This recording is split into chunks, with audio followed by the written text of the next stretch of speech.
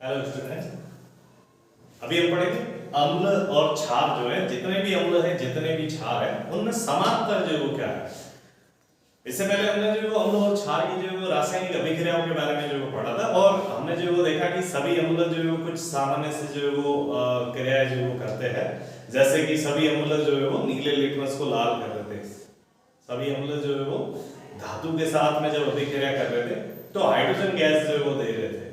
तो इनके जो है वो इस तरह से जो वो एक कह सकते हैं हम जो कि इनमें ऐसी क्या कॉमन चीज है, क्या ऐसी जो वो समानता है जो सभी अम्लों के अंदर पाई जा रही या सभी क्षारों के अंदर जो वो पाई जा रही है। तो हमने जो ये जो देखा कि जो वो सभी अम्ल धातु के साथ में जो वो क्रिया करते हैं तो हाइड्रोजन गैस जो वो दे रहे हैं। तो क्या ऐसा हो सकता है कि जो वो सभी पदार्थ जिनमें हाइड्रोजन पाया जाए, वे सारे पदार्थ जिनमें हाइड्रोजन उपस्थित है,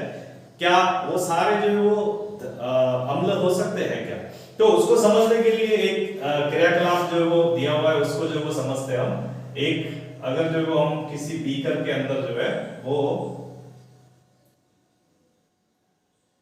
एक बीकर जो वो हमने ले लिया और इस बीकर के अंदर हमने जो एक कोई लकड़ी का टुकड़ा जो वो रखा हुआ है या किसी रबर का टुकड़ा जो वो रखा हुआ है, वो भारी होने की वजह से नीचे जो वो रह जाएगा, लकड़ी का टुकड़ा तो तैर जाएगा। तो इसके अंदर हमने जो वो दो कील जो वो लगा रखी है और ये कील जो है वो लोहे की दो जो वो इसमें जो वो हमने लगा दी। इस बीकर के अंदर हम जो है वो अलग अलग विलियन जो वो देंगे। तो ये कील जो वो लगा दी। अब हम जो वो एक बल्ब जो वो लेते हैं, तो हमने जो वो एक एलईडी बल्ब जो वो ले लिया और इसका कनेक्शन जो वो एक बैटरी से जो वो हम जो वो कर देते हैं। इसका बैटरी जो है वो उससे जो वो कनेक्शन जो वो कर दिया, या यूं कह दूं मैं सेल से जो इसको कनेक्ट जो वो कर दिया।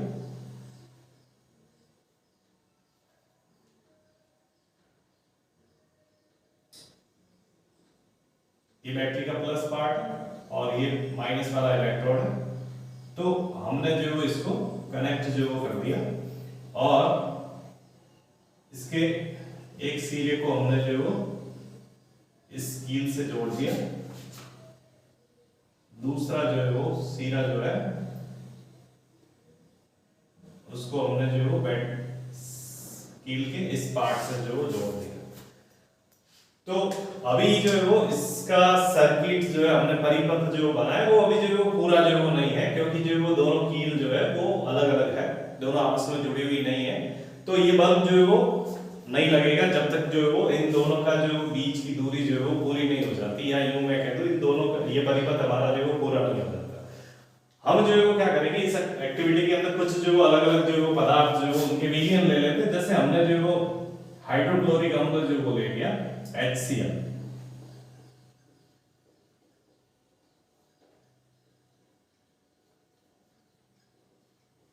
हमने एसिटिक अम्ल ले लिया सिरका,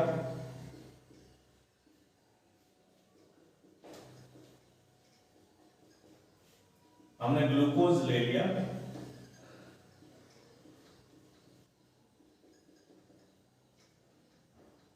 हमने अल्कोहल जो वो ले लिया,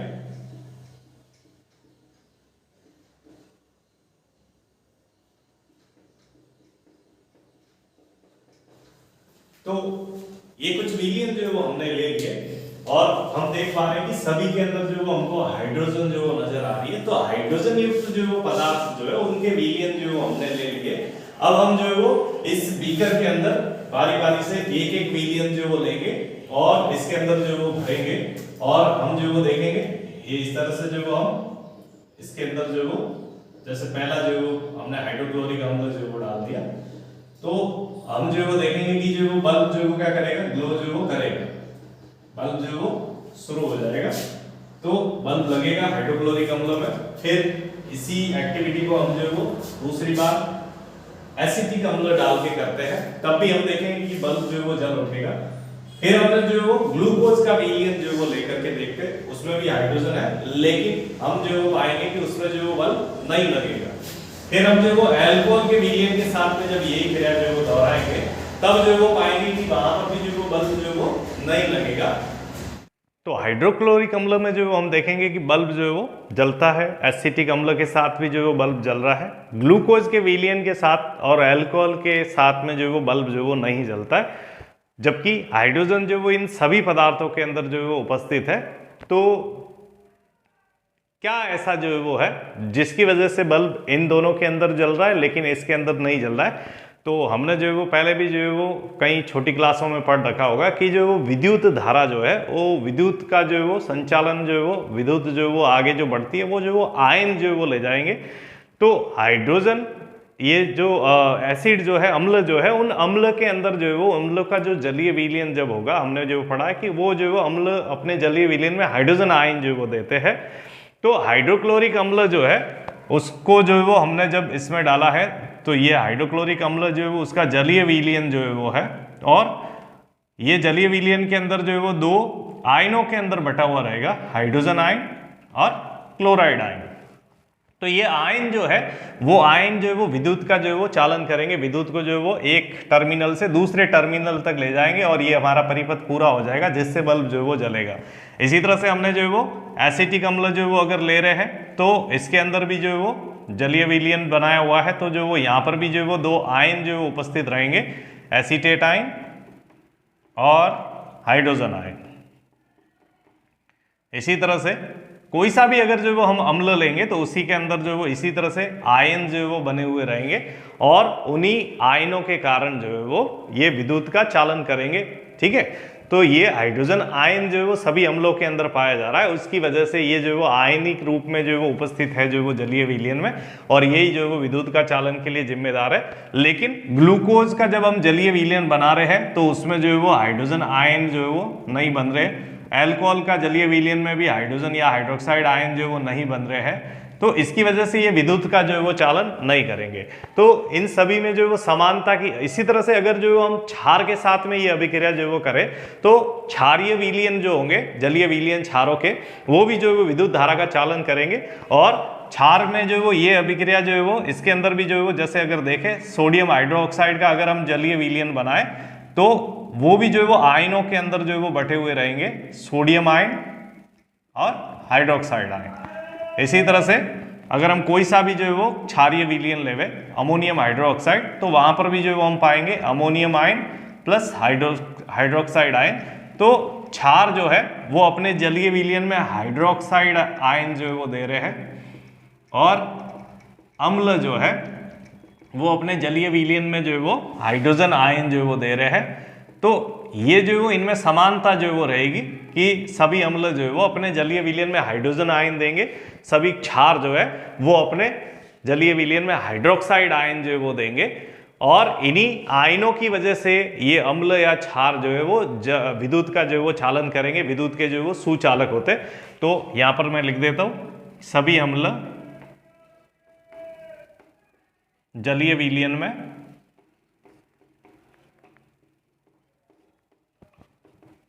सभी अम्लों के जलीय विलयन में हाइड्रोजन आयन व सभी क्षारों के जलीय विलयन में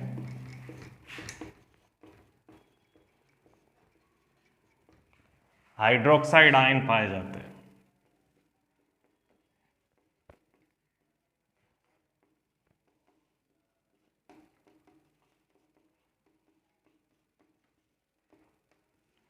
इन्हीं आयनों की वजह से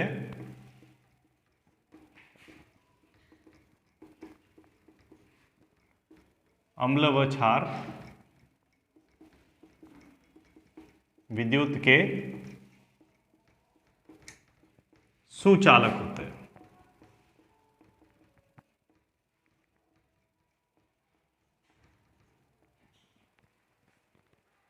तो ये कारण है इनके जो वो विद्युत का सुचालक होने का। तो आगे हम देखते हैं अम्ल व क्षारों का जलीय विलयन में जो वो क्या होता है। इसको समझने के लिए हम एक क्रियाकलाप से जो वो समझते हैं जो हमारी बुक में जो वो दिया हुआ है। एक हम जो है वो बिल्कुल सूखी जो है वो परख नली जो है वो ले लेंगे, और साफ और सूखी परख नली लेकर के इसके अंदर जो है वो हम नमक, ठोस नमक जो है, सूखा हुआ बिल्कुल जो है वो जो है वो ले लेते, सोडियम क्लोराइड।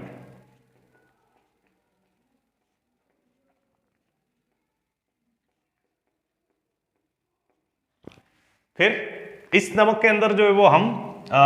सल्फ्यूरिक अम्ल जो है वो डालते हैं, गंधक का तेजाब जो है वो डालते हैं, सल्फ्यूरिक अम्ल।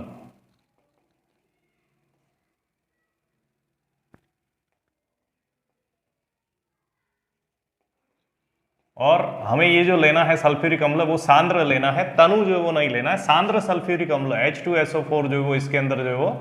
डालते हैं, और इस परख नली को जो है वो सांद्र सल्फ्यूरिक अम्ल मिला करके हम जो है वो ये H2SO4 जो है वो डाल दिया हमने। इस परख नली को हम जो है वो बंद कर देते हैं कॉर्क से, और यहाँ पर एक गैस जो है वो बनेगी, और उस गैस को जो है वो हम बाहर जो है वो ले जा रहे हैं परख नली से, और उसके सामने एक जो है वो लिटमस पेपर जो है वो ले जाते हैं, ब्लू लिटमस पेपर, नीला जो है वो लिटमस पत्र जो है वो इसके सामने अगर रखे तो दो कंडीशन जो है वो करते हैं हम। पहले जो है वो हम रखते हैं इसके सामने सूखा जो है वो लिटमस पत्र, इसके पास में जो है वो अगर हम एक लिटमस पेपर ले जाए, नीला लिटमस,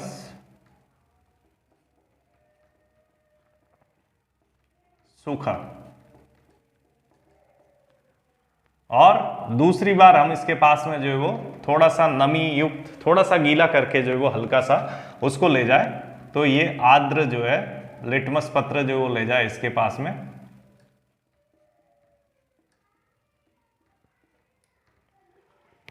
और जो गैस यहां से निकल रही है वो जब इस लिटमस पेपर से जो वो टकराएगी तो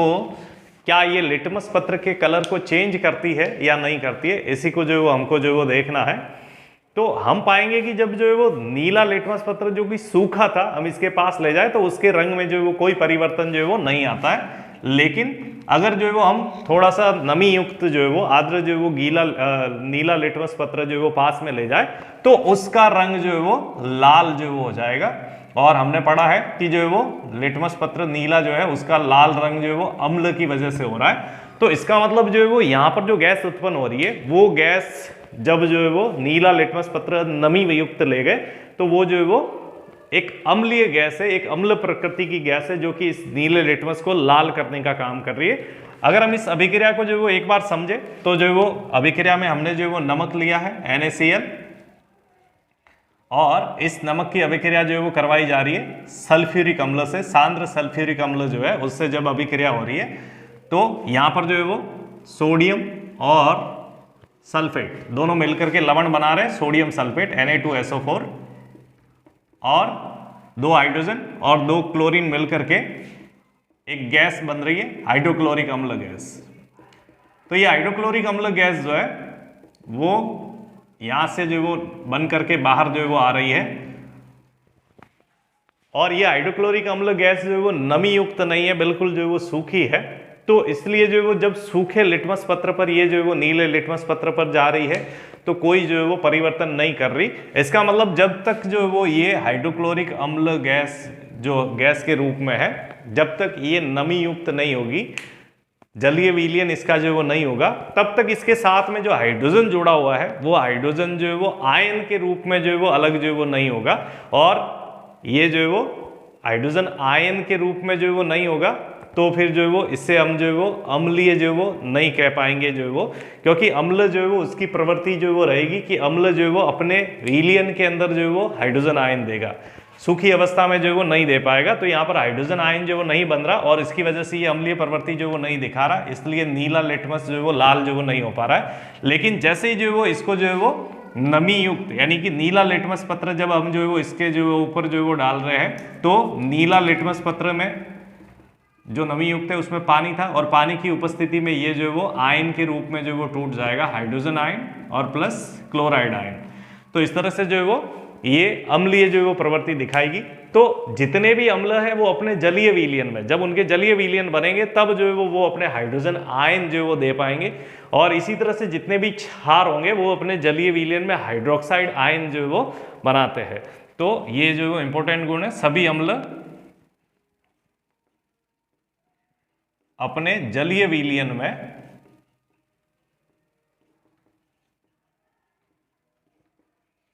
हाइड्रोजन आयन उत्पन्न करते हैं।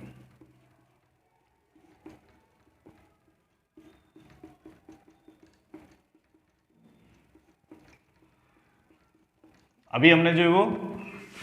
एक्टिविटी जो वो देखी थी उसमें जो वो लिखा था हाइड्रोजन आयन,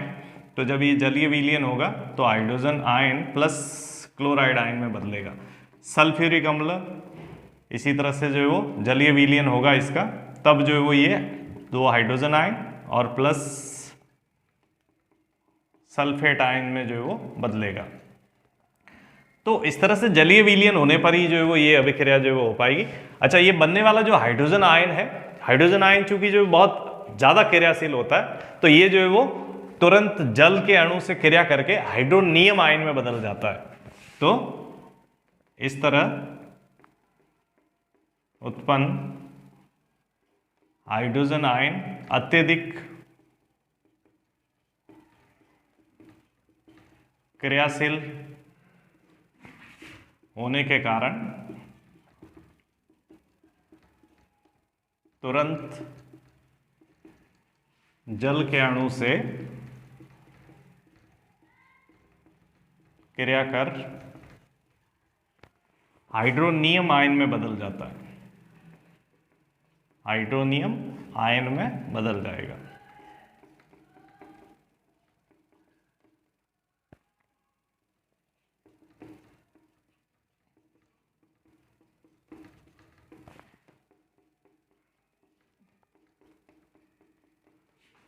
तो इस तरह से जो उत्पन्न हाइड्रोजन आयन है वो हाइड्रोनियम आयन के अंदर जो वो बदला हुआ रहेगा। तो हम कह सकते हैं कि सभी अम्ल जो है वो अपने जलीय विलयन में हाइड्रोजन आयन या हाइड्रोनियम आयन जो बनाते हैं। इसी तरह से सभी क्षार जो है वो अपने जलीय विलयन में, क्षार अपने जलीय विलयन में हाइड्रोक्साइड आयन जो है वो देते हैं।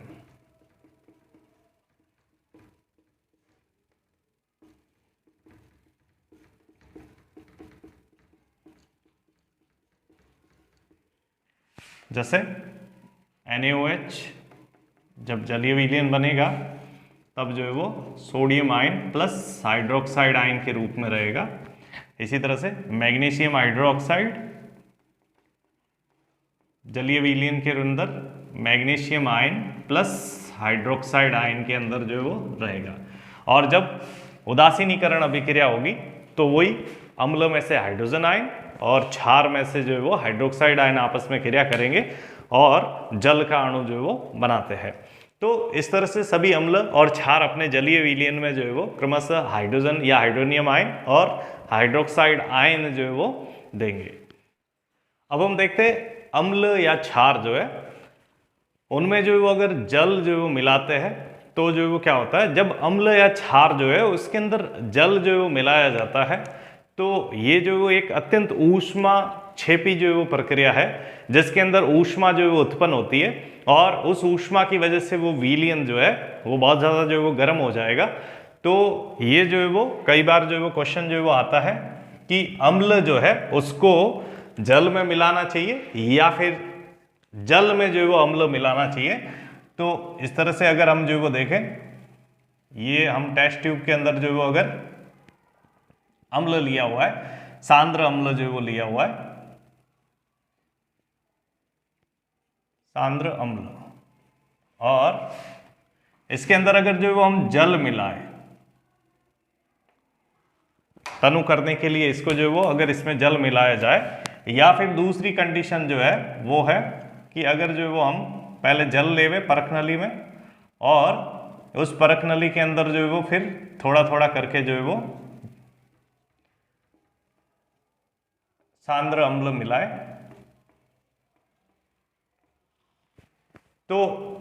जल और अम्ल का मिलना या जल और क्षार का जो है वो मिलना, ये जो है वो प्रक्रिया अत्यंत जो है वो ऊष्माक्षेपी प्रक्रिया है। तो अगर जो है वो हम सांद्र अम्ल के अंदर जो है वो उसको तनु करने के लिए जल जो है वो मिलाएंगे, तो इस ऊष्माक्षेपी प्रक्रम के कारण बहुत ज्यादा ऊष्मा उत्पन्न जो है वो हो जाएगी। और जैसे ही आप जो है वो जल इसके अंदर मिलाएंगे सांद्र अम्ल के अंदर, तो ये जो है वो विलयन अत्यधिक गर्म हो जाएगा और ऊष्मा की वजह से ये आस्फलित होकर फूल करके बाहर जो है वो आ जाएगा। और हो सकता है जो वो ये परख नली कांच की जो बनी हुई है वो गर्म होकर के टूट जाएगी और हमें नुकसान जो है वो कर सकती है, या फिर ये जो है वो बाहर जो है वो गिर सकता है, जो है वो हाथों पे वगैरह जो है वो पैरों पे, तो इससे भी जो है वो नुकसान हो सकता है। तो कभी भी जो है वो अम्ल को कभी भी जल को सांद्र अम्ल में भी जो है नहीं मिलाया जाएगा। हमेशा जो है वो जब भी जो है वो तनुकरण करना है, हमें अम्लों का जो है वो तनु बनाना है, तो उस समय जो है वो जल लेकर के उसमें जो है वो थोड़ा थोड़ा करके अम्ल जो है वो मिलाएंगे और साथ में विलयन को जो है वो हिलाते जाएंगे, तो बनने वाली ऊष्मा जो है वो थोड़ी बाहर निकल जाएगी और इस तरह से मिश्रण जो है वो आस्फलित होकर के बाहर नहीं आएगा, हमें नुकसान नहीं होगा। तो ये हमेशा सलाह दी जाती है कि जल जो है उसके अंदर अम्ल जो है वो मिलाना चाहिए, न कि अम्ल के अंदर जल। तो मैं लिख देता हूं यहां पर, कभी भी सांद्र अम्ल या क्षार को तनु करते समय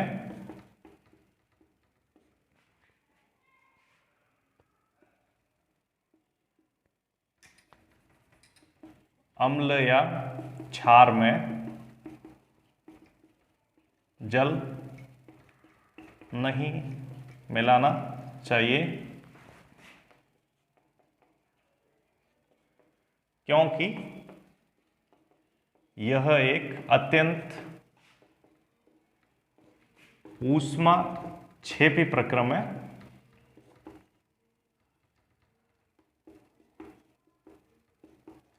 अतः ऐसा करने पर विलयन गर्म होकर विलयन उत्पन्न ऊष्मा के कारण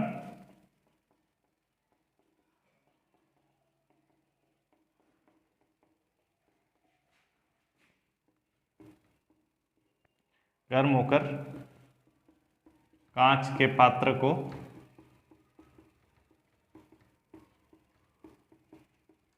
तोड़ सकता है या आस्फलित होकर पात्र से बाहर निकल सकता है।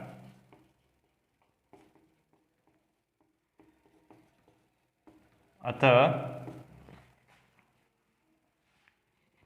जिससे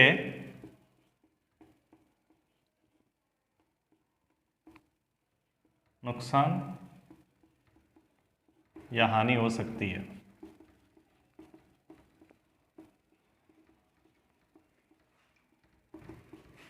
अतः तनुकरण के समय हमेशा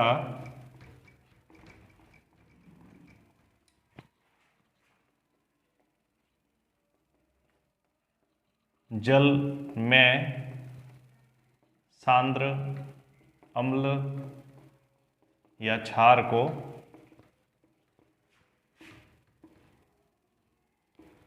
थोड़ा थोड़ा कर हिलाते हुए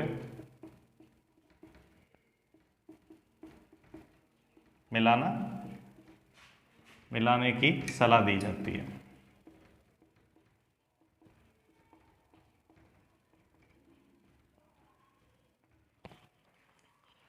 तो यही कारण है कि जो है वो जल को सांद्र में जल जो है उसमें सांद्र अम्ल या क्षार जो मिलाया जाएगा, न कि सांद्र अम्ल के अंदर जो है वो जल मिलाया जाता है। फिर तनुकरण जो है वो यहाँ पर एक शब्द आ रहा है, तनुकरण जो है वो किसे कहा जाता है? तो तनुकरण का मतलब जो है किसी भी अम्ल या क्षार जो है उसके प्रति इकाई आयतन में आयनों की जो संख्या है उनको जो है वो कम करना। ऐसा जो हम जल मिला के जो वो करते हैं, तो अम्ल या क्षार के प्रति इकाई आयतन में आयनों की सांद्रता में कमी करना तनुकरण कहलाता है।